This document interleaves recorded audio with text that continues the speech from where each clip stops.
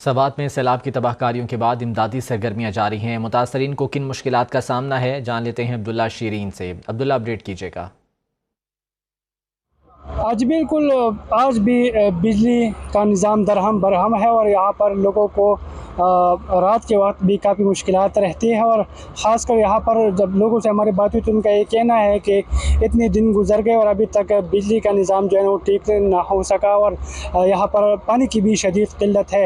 इस वक्त मैं मिंगोरा में मौजूद, अगर आप मेरे अक़ब में देखें तो आज भी लोग अपने मदद आपके तहत रज़ाकार भी मौजूद है, वो उनके साथ काम कर रहे हैं। और यहाँ पर फलाई जो तंजीमें हैं, जो फाउंडेशन है, उनके लोग भी काफ़ी तादाद में यहाँ पर हम देख रहे हैं को यहाँ पर आए हैं और अपने भाइयों के साथ वो भाईचारे का जो हिस्सा है वो डाल रहे हैं और उनके साथ उनके घर, उनके मार्केट जो है वो साफ़ कर रहे हैं।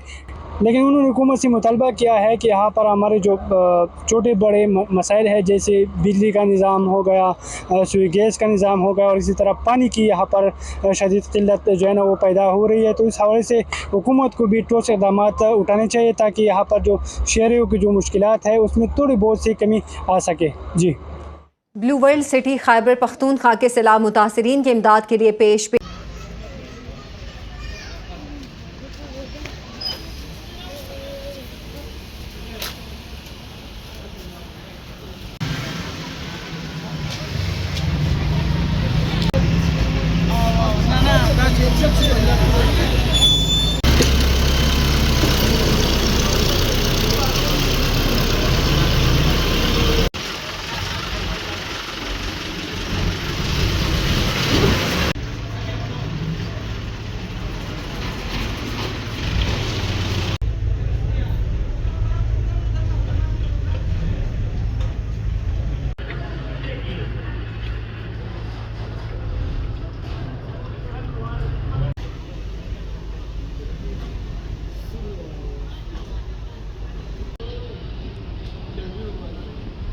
Interview wa kaya